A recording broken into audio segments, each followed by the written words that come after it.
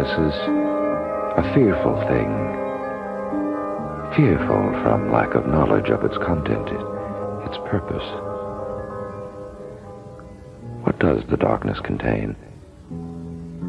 Why does it exist? Is it harmful? Is it beneficial? Is it to be feared? Listen. A police car speeds through a haunted night. A passing shower has left the pavement slick with rain, and scudding wraithful clouds become ominous shapes in the light of a slivered moon. The darkness pierced only by the lance-like beams of the car's headlights and the almost plopping sound of the rotating red eye mounted on its top. There's been an accident, some cause for alarm. Help has been requested by an unknown caller. The police have summoned a doctor on emergency duty, and now he and the policeman respond to the call. Hang on, Doc. We're almost there. Great. It's really a rotten night to be hurtling around in a police car. I haven't seen another car for miles. I probably won't out here. All I use in this neighborhood is horses.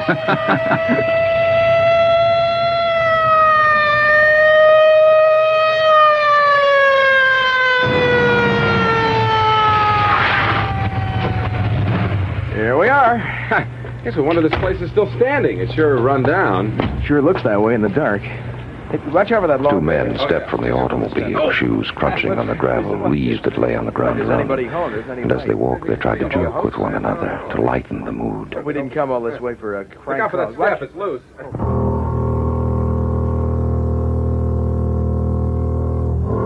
Approaching steps of the desperate-looking house, an eerie feeling began to overcome both of them.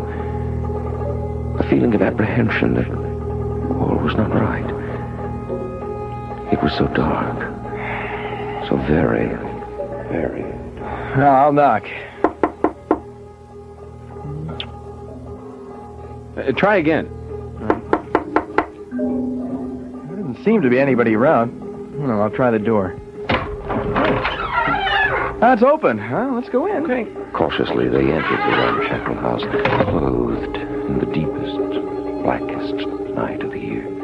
The beam of the flashlight crashed from corner to corner, disrupting the dust that lay there undisturbed for years, it seemed. Small, scurrying sounds in the walls spoke for the rodent occupants, and a flitting shadow made them duck their heads. Oh, bats. What a creepy place. Yeah, I know what you mean. Doesn't seem to be anyone here. Hello? Hello?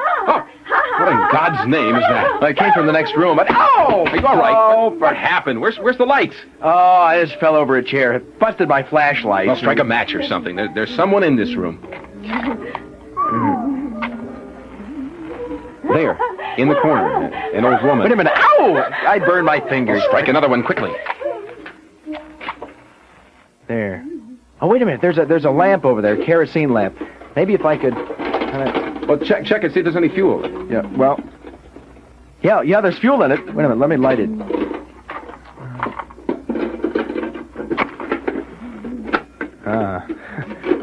There.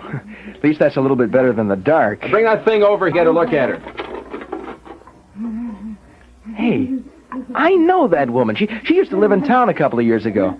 Kids used to call her a witch. Seems she had a kid, a young man. Should be about 25. They moved from town a couple of years ago and then dropped completely out of sight. I haven't seen her since... Well, aside from the fact that she's very old, there doesn't seem to be anything wrong with her. Did you call us out here, old woman? Hey, what do you think we ought to do? I suppose we ought to take her back to the hospital for examination. If there's nothing wrong, they'll release her in the morning and no harm done. There must be something wrong with her. Maybe a neighbor called in.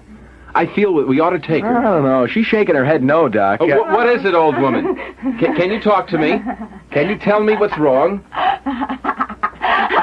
I tell you, we ought to take her back to the hospital. She's pointing to that room over there, Doc. That door over there. Is there something behind that door, old woman? Is there something behind that door that we should know about? Yeah, I think we ought to take a look before we do anything else, Doc. Maybe your kid is having a fit or something. Maybe he's hurt. Is that it, old woman? Is your boy behind that door? Is your boy behind that door?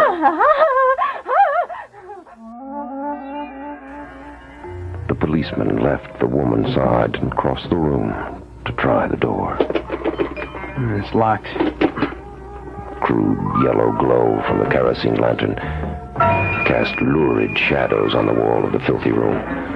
The movements of the policeman and the doctor appeared as huge caricatures of themselves on the surrounding enclosure. The old crone sat in the corner chuckling insanely to herself as the two men puzzled out the meaning of the mystery they had stumbled onto. Even the flickering, meager light from the lantern across the room could not hide the fear that showed in each other's eyes. Could not quelch the burning curiosity as to what lay behind the door.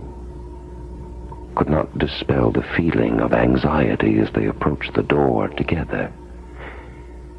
The old woman, dimly lit in the corner of the room, showed her yellowed teeth in a grotesque grin as they moved from her and made not a sound as they touched the handle of the door.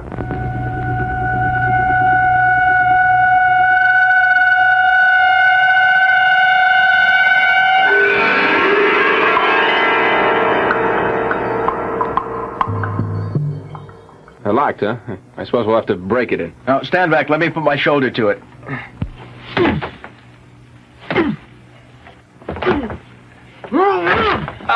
There. Let me reach in and unlock it from the inside. Open? Yeah, I got it.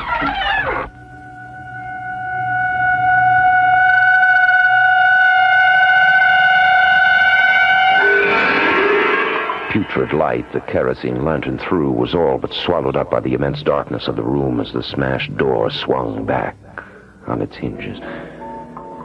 The men peered into the room, trying to divine its contents. All to no avail. Apprehensively, the doctor turned on his heel and strode across the room to where the old woman was sitting. Crouched near her, hissed through fear-clenched teeth. Is it in there? Is that where you want us to go? For the first time, the old crone made some visible motion. An arm upraised from the billows of filthy cloth that surrounded it. A gnarled hand with prominent blue veins close to the surface of yellowed parchment skin appeared. And a crooked, misshapen finger pointed with broken, filthy nails. At the door,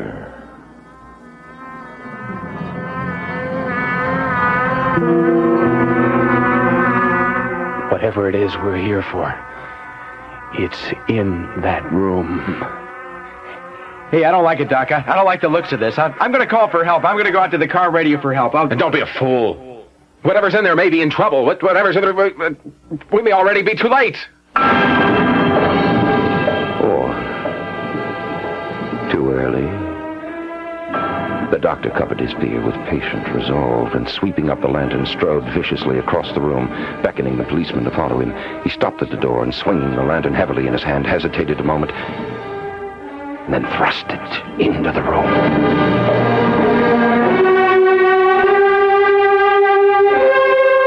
His motion caused the lamp to swing high, and the full impact of even that feeble flame caused them to blink for a moment, readjust their eyes again to the gloom.